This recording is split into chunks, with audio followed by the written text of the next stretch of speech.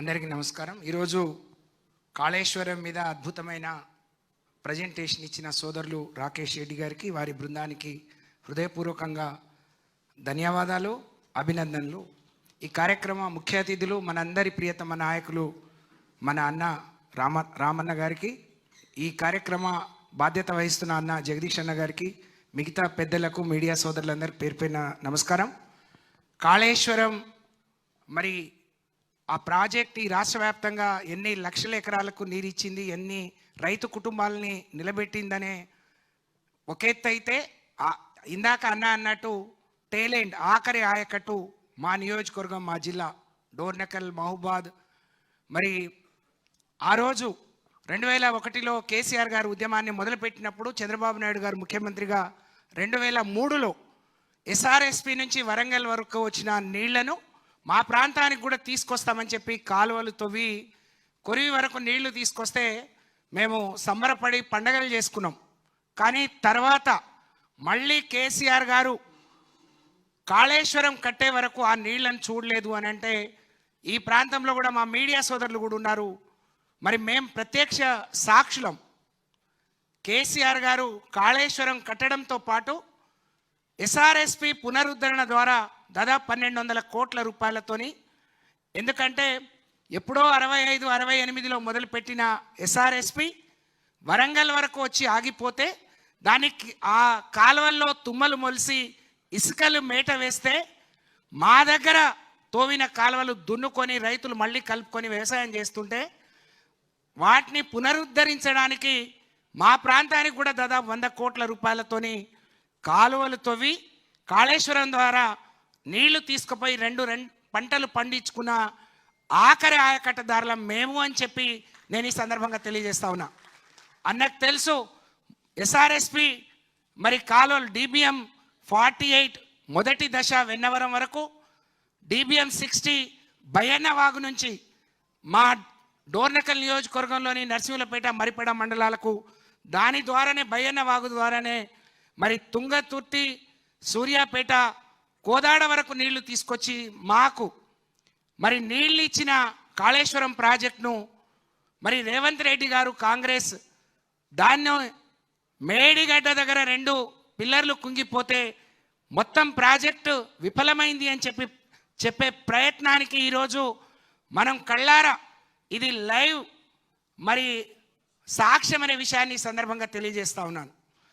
రేవంత్ రెడ్డి గారు ఎన్ని జిమ్మిక్కులు చేసినా, కేసీఆర్ గారి మరి ఎక్కడ కూడా వారి ఇది లేకుండా చేయాలని చెప్పి ఎంత ప్రయత్నం చేసినా, 10 లక్షలు 12 లక్షల క్యూసెక్స్ నీరు వచ్చినా మరి కూలిపోయింది అనుకునే నీ మేడిగడ్డ దగ్గర 2 పిల్లలు కూలిపోలేదు.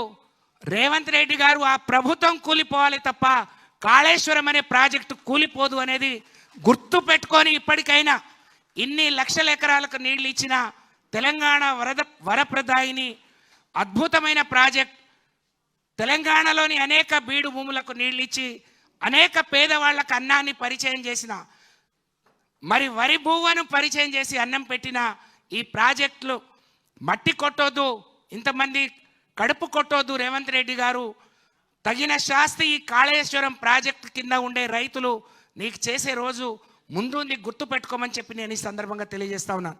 పెద్దలు సురేష్ రెడ్డి గారు అన్నట్టు, తెలంగాణ రాకముందు ఈ రాష్ట్రంలో పండిన పంట 60 లక్షల మెట్రిక్ టన్నులు వరి ధాన్యం అయితే, కేసీఆర్ గారు పాలించే ఆఖరి రోజులో 3 కోట్ల మెట్రిక్ టన్నులు ఎట్లయింది? కనీస అవగాహన ఉన్న మరి సామాన్య రైతులు కూడా అర్థం చేసుకుంటారు, నీకెందుకు అర్థం కావట్లేదు?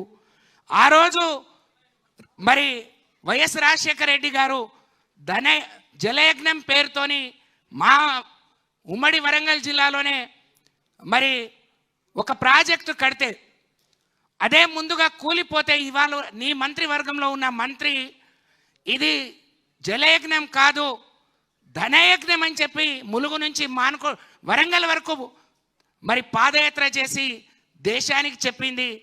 కానీ ఈరోజు అద్భుతమైన ప్రాజెక్టును నేను భూపాలపల్లి జిల్లా ఇన్ఛార్జ్ మంత్రిగా, ములుగు జిల్లా ఇన్ఛార్జ్ మంత్రిగా సోదరుడు చాలా చక్కగా చెప్పిండు.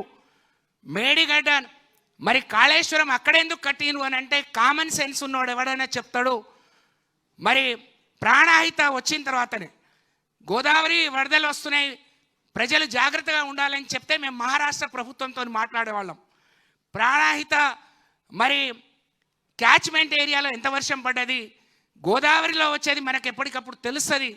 కానీ ప్రాణాహితలో పడే నీళ్ళు ఎన్ని పడ్డాయి, ఎన్ని క్యూసెక్లు వస్తాయి, మనం ఎట్లా అప్రమత్తంగా ఉండాలని తెలుసుకునేవాళ్ళం. ప్రాణాహిత కలిసిన తర్వాత మాత్రమే గోదావరిలో ఎక్కువ నీటి లభ్యత ఉంటుందనే కనీస అవగాహన సోయిలేని పాలకులు ఈ రాష్ట్రాన్ని పాలించడం తెలంగాణ ప్రజలు చేసుకున్న దురదృష్టంగా నేను ఈ సందర్భంగా తెలియజేస్తూ, తిరిగి మీరు కూలిపోతుందన్న ఈ ప్రాజెక్ట్ మిమ్మల్ని మీ ప్రభుత్వాన్ని కూలగొడుతుంది.